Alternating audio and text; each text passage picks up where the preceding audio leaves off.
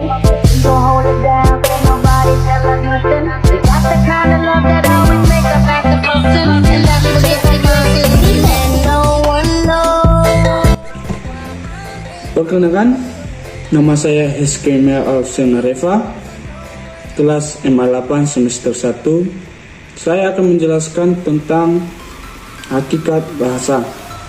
Pertama, bahasa merupakan sistem lambang yang arbiter digunakan oleh anggota semua atau suatu masyarakat untuk bekerja sama, berinteraksi, dan mengidentifikasi diri.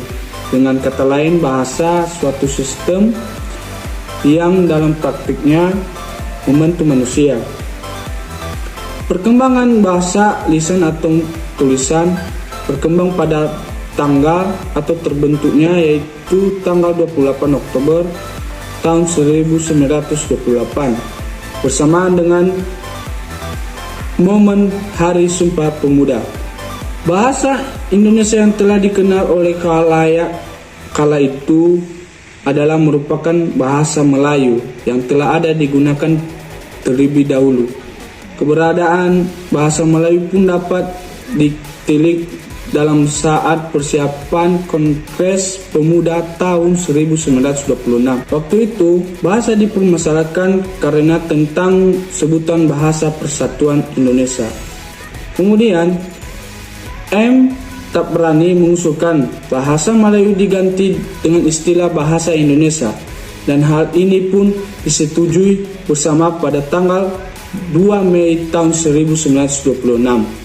Dan Badan Pengembangan dan Pembinaan Bahasa Kementerian Pendidikan, Kebudayaan, Riset, dan Teknologi dalam laman resminya telah mencantumkan bahwa bahasa Melayu telah berada di kawasan Asia dan khususnya Asia Tenggara sejak abad ke-7. Selanjutnya, untuk sejarah perkembangan bahasa Indonesia dapat kita soroti atau kita cantumkan melalui pada zaman Sriwijaya yang digunakan bahasa Melayu untuk menjadi bahasa pembelajaran, kebudayaan, dan hingga pada saat penyebaran agama Kristen oleh pendeta-pendeta dan orang Belanda pada saat masih berada di Indonesia. Bahasa pada dasarnya media untuk berkomunikasi ternyata memiliki eksistensi yang lebih lagi. Bahasa mencangkup hampir seluruh lapisan masyarakat, bahkan kebudayaan itu sendiri. Banyak yang kita ketahui, banyak sumber yang fungsi bahasa Indonesia dengan kedudukan bahasa Indonesia memiliki fungsi berikut, yaitu sebagai lambang kebanggaan bangsa, lambang identitas nasional, alat perhubungan antar warga, dan alam pemersatu suku, budaya, dan bahasa. Dapat dijelaskan, diketahui bahwa bahasa Indonesia telah menjadi begitu kuat hingga saat ini karena telah melalui proses yang unik, yaitu berawalnya dari bahasa Melayu, kontak dengan budaya asing yang kemudian menggunakan bahasa Melayu dan menjadi bahasa yang akhirnya diganti dengan istilah Bahasa Indonesia pada tahun 1926.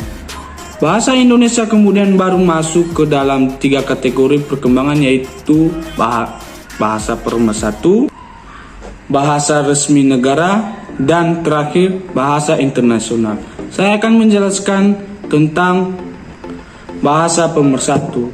Pada bahasa Indonesia pada awalnya diikarkan oleh para pemuda kembali pada tanggal 1928 atau pada tahun 1928 pada tanggal 28 Oktober dalam Sumpah Pemuda yang berbunyi, "Kami putra-putri Indonesia mengakui bertumpah darah jang satu tanah Indonesia. Kami para putra-putri Indonesia mengaku bangsa Jawa satu bangsa Indonesia. Kami putra-putri Indonesia menjunjung bahasa persatuan bahasa Indonesia." Yaitu dengan sangat jelas bahasa Indonesia pertama kali digunakan atau diikrarkan sebagai bahasa pemersatu pada butir ketiga, yaitu kami putra-putri Indonesia mengakui bangsa yang satu, bahasa Indonesia. Bahasa Indonesia kemudian seiring waktu kemudian mulai diterima oleh masyarakat Indonesia. Dengan diterimanya bahasa Indonesia tersebut secara afiat, bahasa menjadi bahasa pemersatu. Dan kedua, saya akan menjelaskan bahasa resmi negara. Bahasa resmi negara yaitu bahasa Indonesia menjadi bahasa resmi yang digunakan selama 54 sejak ditetapkan pada pasal 36 Undang-Undang Dasar tahun 1945 pada tanggal 18 Agustus. Hal ini sudah ditandatandai dengan pembacaan teks proklamasi oleh Presiden kita pertama Insinyur Soekarno dan Dr. Hatta yang membuat fase awal bahasa Indonesia sebagai bahasa pemersatu kita. Dan terakhir, saya akan menjelaskan bahasa internasional.